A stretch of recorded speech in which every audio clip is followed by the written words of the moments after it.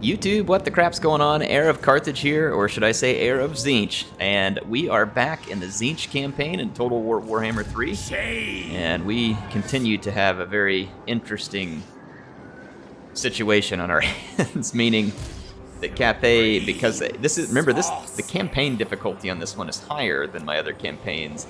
It is on very hard. And although we're playing normal battles, which is actually right where I love the balance of the game, honestly, is on very hard and normal, because then you get an extreme campaign challenge, lots of big battles, but you don't get a bunch of cheating on the battlefield, and the unit balance remains intact. So I'm a big fan of it this way. Other people may like it differently, but yeah. In any case, that's what's creating a lot of this big challenge for us. Let's take that. Meaning that Cathay is getting huge economic buffs and a whole bunch of other preferential treatment, essentially, which is going to make them difficult to defeat. Let's see, our ambush was foiled with Tzarina. So he was seen. The Snake Gate is currently relatively unguarded. But even if we did manage to break the Snake Gate, I don't know how far into Cathay we can push. As soon as they coalesce a few forces, we would get pushed back, as Tzarina's army is just not strong enough to really punch its way through a heavy Cathayan force. We could siege the gate. I mean, no doubt Cathay would bring reinforcements and we'll probably be forced to fall back, but, I mean, let's take opportunity as it comes, and let's see what they even have here. So they've got a ton of infantry. They do have a few crossbowmen, one of which is with shields. They do have a couple of Celestial Dragon crossbowmen too, so that would certainly be a problem. I'm going to start constructing up towers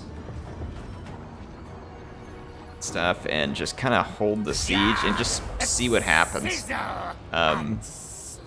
Yeah, you can see till the garrison's wiped out from attrition, it's going to take 17 turns, but we can start maybe weakening them a bit for now. So let's just see what happens, and maybe this will draw some of Cathay's forces this direction. Maybe I'll get my army killed. Really hard to say. I'm not perfect at this stuff. We have allies pushing in over here.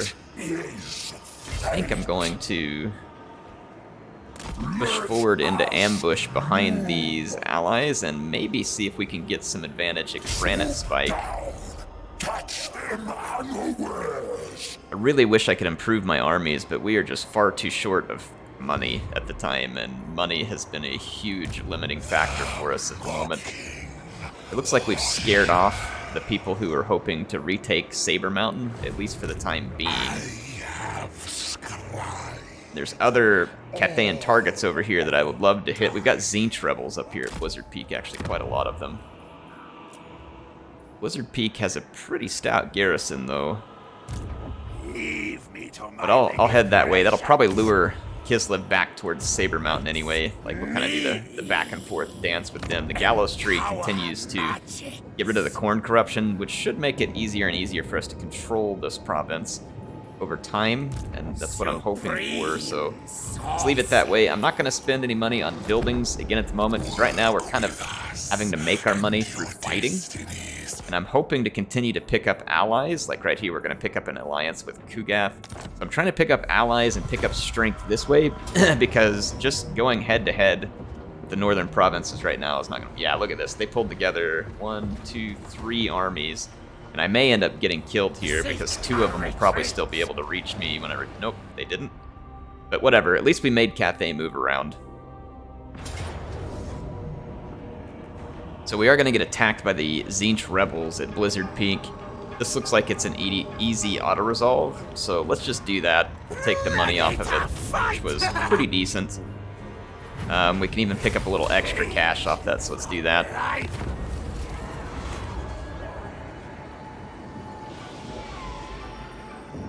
This is the... I don't know if we want to wound this guy just to get grimoires. We're not that desperate for him at the moment. I mean, we probably could have wounded him because I don't need him there at the moment, but it's alright. We'll just gain the experience. We may need this guy at some point, and having a more experienced lord can be a big deal because we can turn them into a lord of change, which ends up being quite a lot stronger. There we go. So let's go back. We got rid of the Blizzard Peak Tzeentch rebels. The Nurgle corruption there is dropping, so hopefully our control will grow in that province. Kislev is sending Tzarina Katerin and Vladimir Talov here back towards Saber Mountain, so I'm going to go ahead and move back towards Saber Mountain in an ambush stance so they can't see me, but they're also having to deal with Kugath. But there are a lot of Kislevites down here at the moment. Let's just head into an ambush and see up here. It looks like our ambush was foiled. Our ally seems to have been defeated. I wonder what kind of forces we're talking about here. Granite Spike does not have a particularly good garrison or units, and I may be able to wreck it. Especially if I attack here and fight these guys on open ground. I mean, this army is not particularly good, but this is an opportunity, it feels like, here. Yeah, they're going to retreat. Which means that they have almost no one here to defend. I'm going to autosave. I don't want to get screwed over with the auto-resolve. I don't think occupying this settlement will do me a lot of good, so I'm just going to raise it. Force Cathay to resettle it if they want it. I'm going to take away their ability to replenish there, essentially. They've got a couple of forces nearby. If they attack, I hopefully can fall back. If not, then we'll just have to fight and win. Which is, you know, always hopefully a possibility. But remember that this Lord of Change, Apache, he is not a Tzeentch Lord of Change. And I feel like Tzeentch magic is quite a bit stronger than metal magic. Just because of the way things work here. As others, we were working on, we did get Lightning Strike.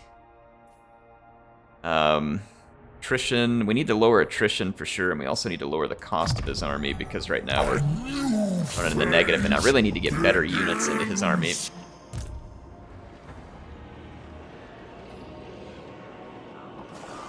I'm gonna head back here closer to my settlements, and then I'm gonna head into a ambush stance.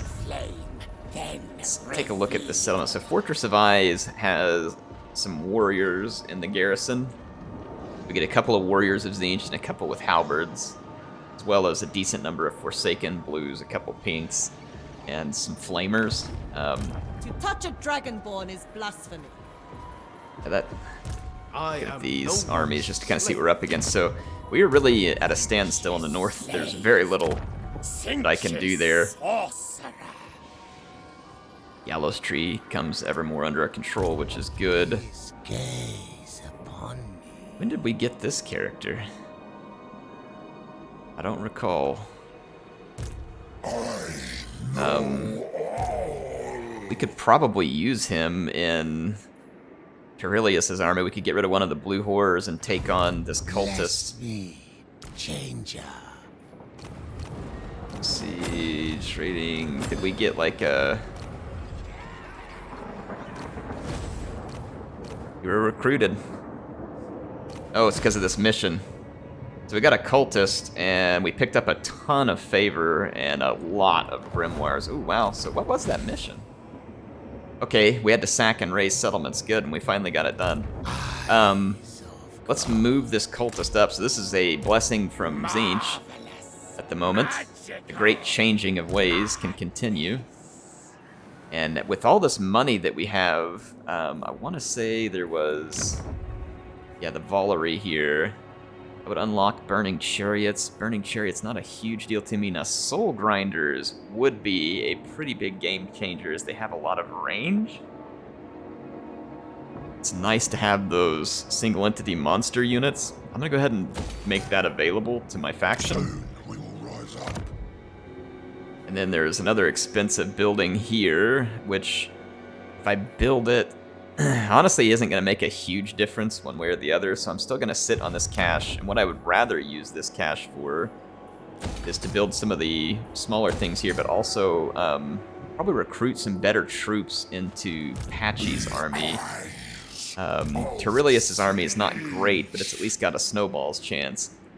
But I'm thinking maybe we could use some of that cash to pull more units into Patchy's army. Now this is Appius, our iridescent Roman, and he gets another level up here. I'm gonna put it into Infernal Gateway. We can't get Immortality. Let's get Infernal Gateway. It's a really great infantry killer. And let's skip that as well and end our turn. And move on and see what we can get accomplished here. This campaign's been more of a challenge than I expected it to be, but I guess I shouldn't be surprised. You know, a faction like Cathay, with all the cheats that the AI gets, I mean, I don't know why I wouldn't think that they would end up being obscenely powerful. And then honestly, in my opinion, Cathay is an interesting matchup, at least in the campaign. The Tome of Fates knows all. Let's see, where did we end up with rifts? Hopefully none in my territory. Yeah, we do not have rifts in my territory. However, if I wish to travel through a rift with... and I can travel through a rift to attempt to end the game, which is really what I should do. Well, for multiple reasons. One, not a ton of people were watching this campaign, so I don't want to drag it out forever. And number two, I mean, we should be ending the campaign when we get the opportunity. This will be agreed. I need to get into that rift. If we can get to Tzeentch's realm, I can get there. Ooh, yeah. Ooh, Kislev has a ton of forces in the vicinity. They may attack me on the next turn. What do they have here? That is Boyar. And then we saw the Tzarina around too, so that's 4 armies, and Tzarina was somewhere around here previously. Can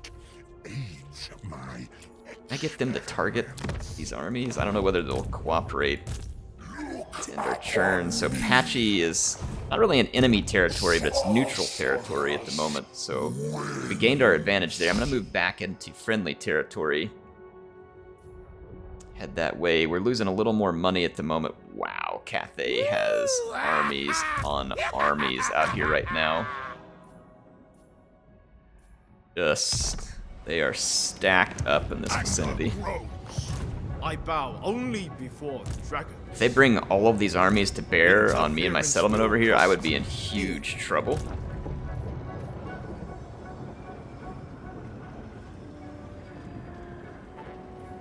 I think I'm gonna move. Why not? Here. Find my From a little further away, but I can still maintain an ambush with a chance to possibly escape some of them in case we get teamed up on by all of them. That is most definitely something we don't want. Corn corruption continues to go down there, so that's good. And the turn here. Yeah, plus we can bring our hero up, and if we can get this hero leveled up, having that extra fire magic could be useful. Burning Head is quite good. Piercing Bolts is quite good. Work with us, and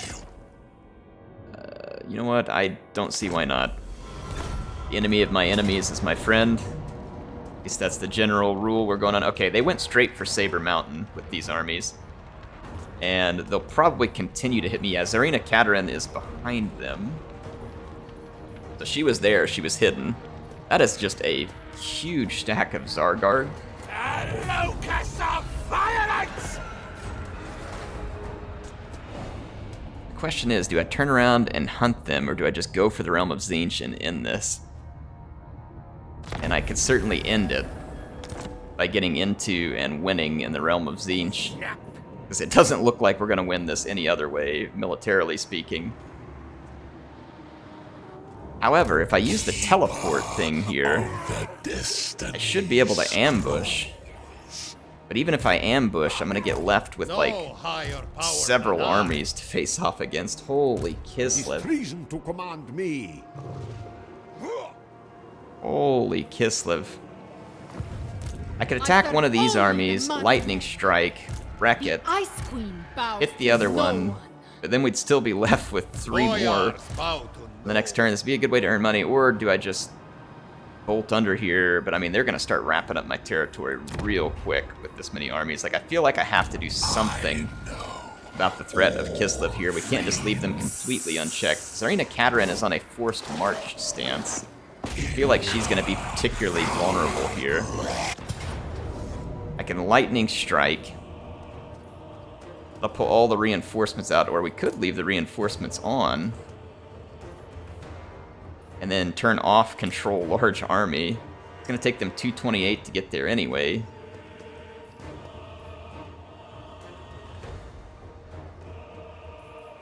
And that would give me the opportunity to mop up all the stuff in one battle. So this stuff would just start coming on piecemeal after we kill Tzarina Katerin's army, and it'd be pretty easy to kill, I think. There are multiple Groms here, though, which are going to be frustrating, so we'll have to take our flying units, and we'll have to rush our Forsaken into the Ice Guard. We're going to take a lot of damage in the process, but something we should be able to do. Let's do this. I'm going to leave the reinforcements turned on, and then hopefully we can knock out 2 whole armies, take some replenishment after the battle, and use that. You hear that, folks? All is already written. So Kairos is coming into battle against Tzarina Katerin. We're going to hopefully kind of game this situation. I've set it up to where the control of large armies is off. Look at that, they had a fireball spell that hit the trees there. Then there are some little Groms, multiple little Groms, 4 of them. These are dangerous artillery, but not insane, and so there could be worse. Like, for instance, if there was 4 fire rain rockets from Cathay, this would be a much worse situation. I'm more worried about just how many arrows are on the battlefield, the amount of damage they can do in short order. I'm going to take my Screamers, push past the lines. I'm going to use an Umbral Pendulum here, so Kairos is going to rip through some of these Kislevites who are standing still shooting. I'm going to try and take my Screamers in to silence the artillery, while I use Kairos and Krang to get in here and cause trouble for the archers. Already my Chaos Knights of Tzeentch are crushing these Cassars, and will be able to do so easily. And then magic is going to be raining all over the battlefield. We've got Infernal Gateways, Tzeentch's Firestorm, lots of stuff going on. Lightning bolts being called down, and my Forsaken entered combat. So just look at this rain of magic terror all over Kislev and enjoy. I know I do. My Forsaken will quickly cut through any of these archer units because they all have low armor. It doesn't matter whether they're Ice Guard or Cassars. They will all die relatively the same, just quickly and screaming. Little Groms have been silenced, and this is allowing me to break through the flanks. And the nice thing is that I'm doing this in a hurry. And honestly, Kislev's own special ability will actually come in play against them in this battle, meaning they have that special ability that helps them stand their ground for like 30 seconds to a minute while they're wavering. And that's actually good for me because it allows me to just make sure all of them are going to rout at once, meaning all other reinforcements will come in single time back here and we'll be able to blob them up. I'm going to take my Exalted Pinks. I'm just going to throw everything into melee at the moment because I don't want to cause friendly fire with the Exalted Pinks and there's no targets that are open. So we're just going to really go all in. The only thing that's left here is the cannons, and all of this is being held together by Kislev's special no routing ability.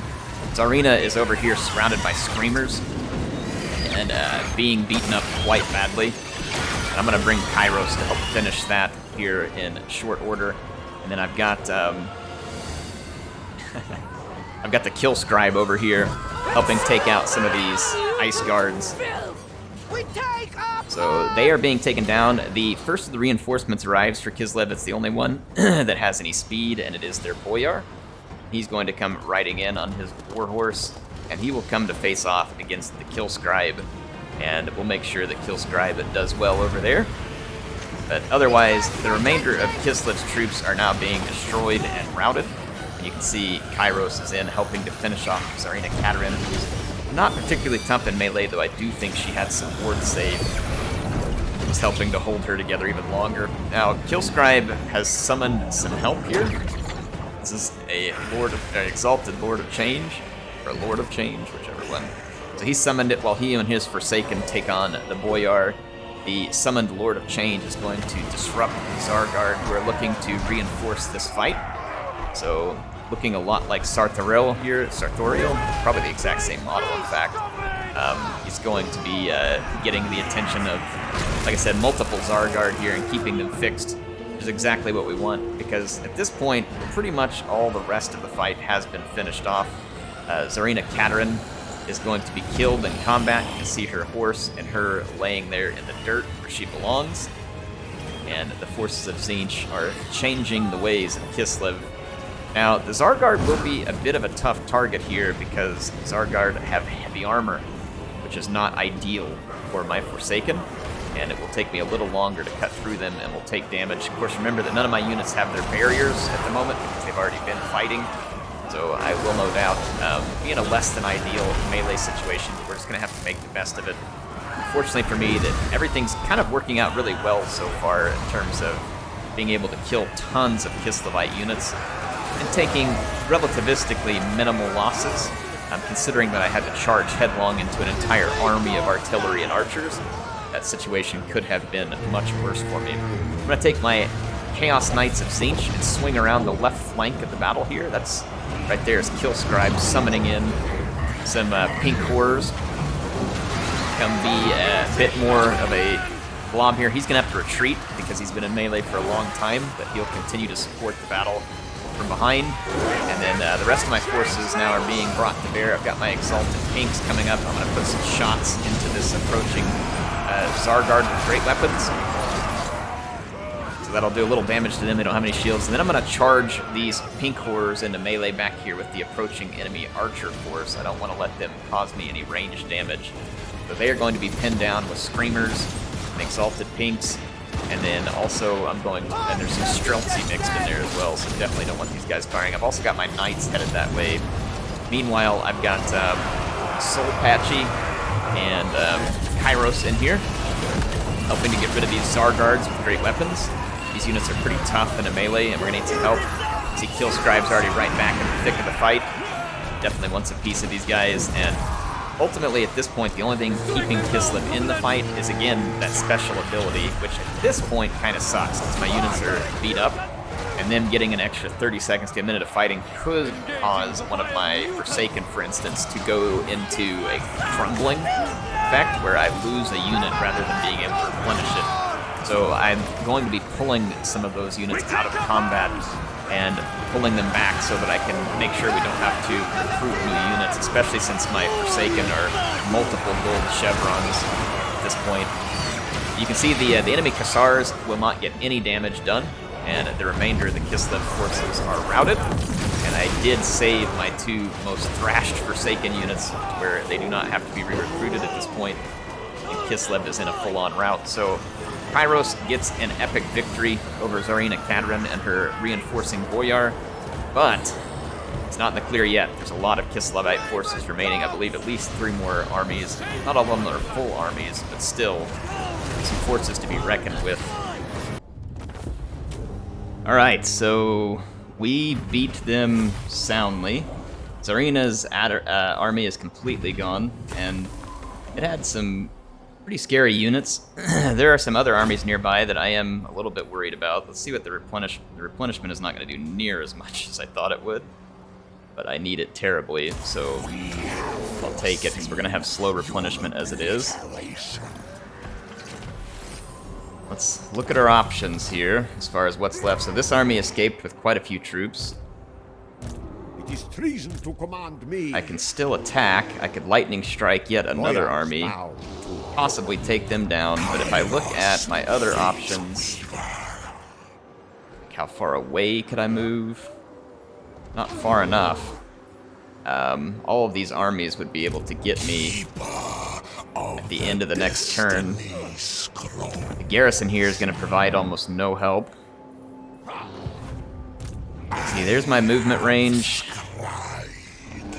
It says it improves it by 50%, but it doesn't appear so, because if I move like that way to try and get away, it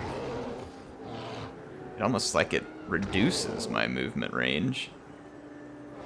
I'm gonna move this way though, That'll put the most distance between me and the armies. Yeah, it doesn't give me any additional movement range for some reason. It's really frustrating. I'm not going to engage that because I think it takes away my ability to retreat. Okay, well, one way or the other, let's get our skill points taken care of. We've got a lot of hindering of replenishment. Kislev should be hurting pretty bad after the savage beating that we gave them there. However, they may turn around and try and give us one. So that is a very real possibility at the moment. Very real possibility. Now they are suffering attrition. This army is suffering attrition. These ones are raiding, so they're not. All I've got to do is hope that maybe we can retreat far enough away from these enemy armies. I'm actually replenishing at a decent clip, all things considered, for considering that we've got Tzeentch in hand here, and Tzeentch is not really known for good replenishment rates. I'm gonna come back here and garrison. Then I think I'm just gonna end the turn to see what happens to Kairos here, and we'll kind of just pick up the next episode from there. Our hero coming in. The Ice Court is gonna go for Saber Mountain. That is gonna... Okay, that was an odd decision by them because now I can lightning strike them. Just kind of keep my distance and pick them off. So that feels like a mistake on their part, but at the same time, like, I need to get to the realm of Tzeentch before someone beats me to it.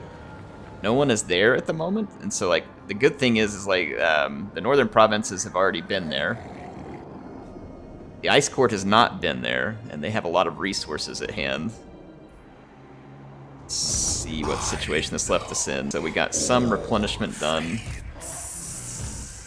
Still multiple Kislev armies. We could just try and lightning strike our way through them while minimizing damage. Like using our single entities to tank as much damage as we can. That's probably what we'll have to do, but we'll pick that one up on the next episode. Hope you all enjoyed this one. It's a bit of a wild ride here in the Tzeentch campaign. I've got to clean up these Kislevite invaders, and then I need to go and use the portal there and head to the realms of chaos. Hopefully my Nurgle ally will activate here and come fight these folks. Yeah, we're gonna have trouble in any particular area. We really can't afford to take losses. Alright, so I've now got the hero in there. It looks like Cathay is kind of splitting up their forces again up here. Anyway, I will see you all next time. HeirofCarthage signing out for now. And we'll have some fun in the next Tzeentch episode.